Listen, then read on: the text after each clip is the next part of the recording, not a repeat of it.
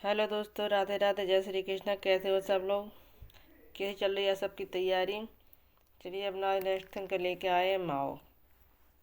Very important, very most important thinker है। इसकी बहुत कोटेशन इम्पोर्टेंट आती हैं, इसकी बुक्स भी आती हैं। तो चलिए उनके विचारों को आज रीड करते हैं। कौन सा थिंकर है? माओ जेडुंग। इसका जीवन परिचय पढ़ते हैं। माओ से तुंग चीन के प्रसिद्ध साम्यवादी नेता और विचारक थे।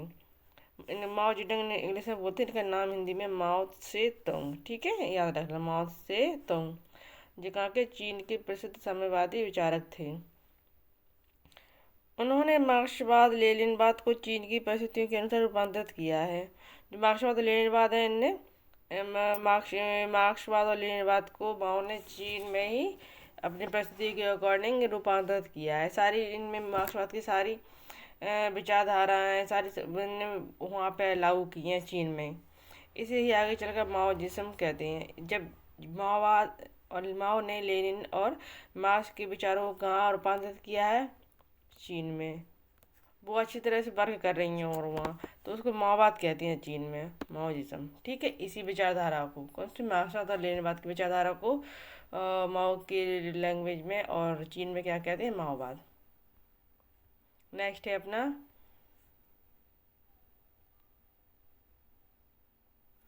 माओ के मुख्य विचार देखते हैं। वर्ग संघर्ष है, क्लास स्ट्रगल।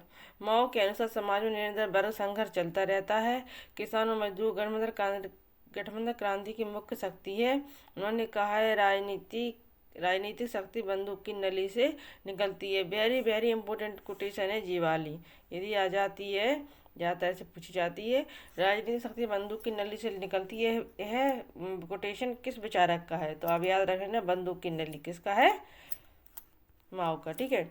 और ये इसने ये पूछा, माओ के अनुसार समाज में निरंतर वर्ग संघर्ष चलता रहता है। ये किसान और मजदूर के बीच संघर्ष चलता रहता है। किसके?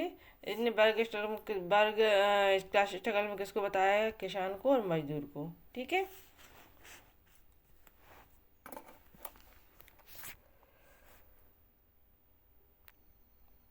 नेक्स्ट है जनयुद्ध।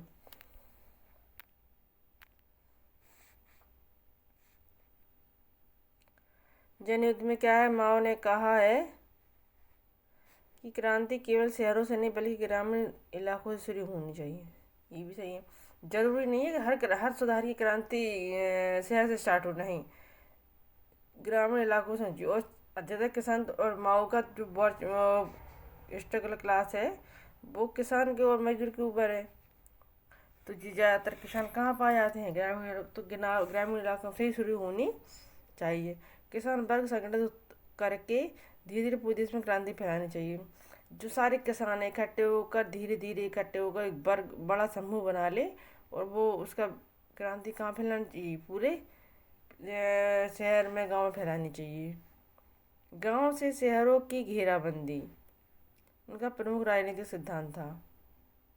मतलब गांव से शहरों की घेराबंदी स्टार्ट तो गांव से यानी ग्रामीण से होना चाहिए, और शहरों की ओर बढ़ना चाहिए पूरी क्रांति।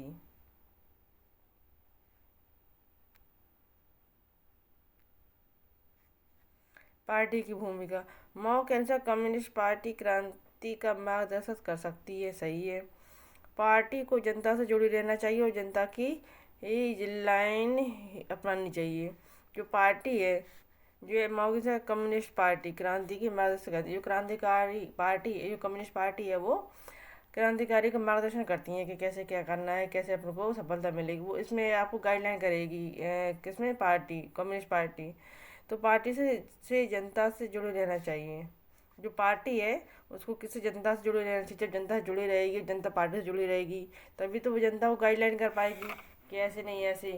तो ये अपनानी चाहिए पार्टी को। निरंतर क्रांति का सिद्धांत। वेरी वेरी इंपोर्टेंट कि निरंतर क्रांति का सिद्धांत किसने दिया है? तो माओ जेडुंग ने दिया है। निरंतर क्रांति का सिद्धांत किसने दिया है? माओ जेडुंग। माओ का मानना था कि क्रांति एक बार की घटना नहीं बल्कि सतत होने वाली प्रक्रिया है। सही है। क्रांति ये थोड़ी है कि एक बार हो गई बस बंद हो गई। ये सतत निरंतर चलने वाली क्रिया है। निरंतर चलने से ही कोई चीज़ सफलता प्राप्त होती है। क्रांति के बाद भी समाज में पूंजीवादी प्रवृत्तियां पुनः जन्म ले सकती हैं, इसलिए लगातार संघर्ष आवश्यक है। एक बार क्रांति कर ली और बैठ गए तो उसके बाद जो हो रहा वो ऐसे नहीं है। माओ के अनुसार क्रांति निरंतर चलने वाली प्रक्रिया है, इसलिए लगातार संघर्ष आवश्यक है। नहीं तो अगर आप रुक जाओगे तो पूंजीवादी प्रवृत्तियां फिर से जन्म ले लेंगी। नेक्स्ट है सांस्कृतिक क्रांति, culture revolution, VIP, very very important. Culture revolution किसने दिया है? माओ जेडोंग। ठीक है। 1966 में माओ ने चीन में सांस्कृतिक नेतृत्व किया है, कल्चर रेवोल्यूशन।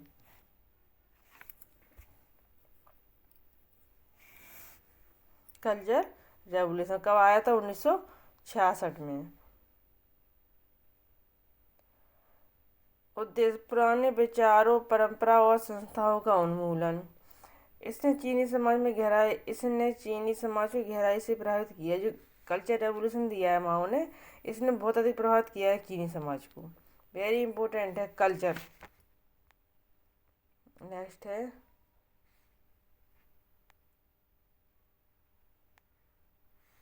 माओ बनाम मार्क्स। माओ वर्सेस मार्क्स को देख रहे हैं, माओ वर्सेस मार्क्स, इनके थॉट दोनों को मिला के विषय है मार्क्स और माओ। क्रांति का विषय है दोनों के, इसमें जाएगा माओ के लिए, जाएगा मार्क्स के लिए जाएगा। तो क्रांति का विषय है, क्रांति क्यों लाना चाहते थे मार्क्स? औद्योगिक मजदूर वर्ग के लिए। और माओ किसके लिए लाना चाहते हैं? किसान वर्ग के लिए। क्रांति का स्थान क्या है? पूरा विकसित देश होना चाहिए। और इनका क्या है? आपसे कृषि प्रधान देश, यानी ग्रामीण इलाकों में होना चाहिए। क्रांति की दशा कैसे? शहर से गांव की ओर। और माओ की क्या? गांव से शहर की ओर। नेतृत्व कौन करेगा? इनमें किसान वर्ग, माओ मार्क्स में मजदूर वर्ग करेगा, इसमें किसान और मजदूर दोनों करेंगे। ठीक है।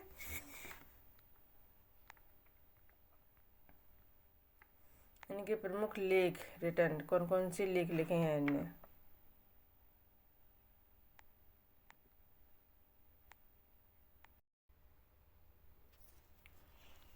On practice, on contradiction and विरोध पर, और आ लिटिल रेड बुक, ये माओ के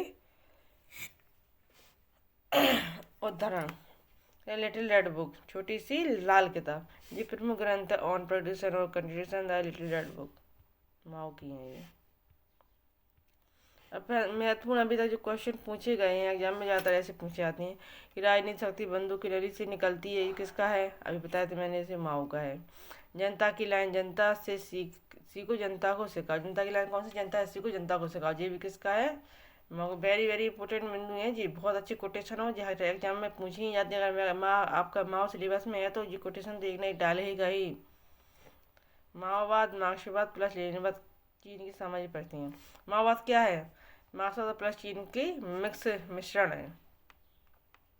निरंतर क्रांति और जनयुद्ध माओ की विशेष पहचान है। निरंतर सतत चलने वाली प्रक्रिया।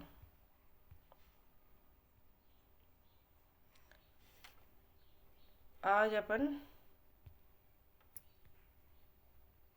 माओ लेके आए थे, क्या लेके आए थे? माओ। इनके एग्जाम ओरिएंटेड मैंने पॉइंट सारे करवा दिए हैं जो जो आते हैं। इनके कोटेशन में बहुत, कोटेशन की क्लास रहेगी नेक्स्ट टाइम। कोटेशन ही वेरी इंपॉर्टेंट है कि इनमें कितने कोटेशन दिए हैं। चलिए, हमारी माओ की क्लास आपको कैसी लगी है तो आप हमें कमेंट में बता सकते हैं। चैनल को लाइक कीजिए, क्लास को आगे बढ़ाइए, शेयर कीजिए, और चैनल पे विजिट फर्स्ट टाइम आ रहा है जो भी प्लीज़ सब्सक्राइब कीजिए, जिससे हमारा कंटेंट आप लोगों तक पहुंचता रहे। Thank you for watching. जय हिंद, धन्यवाद।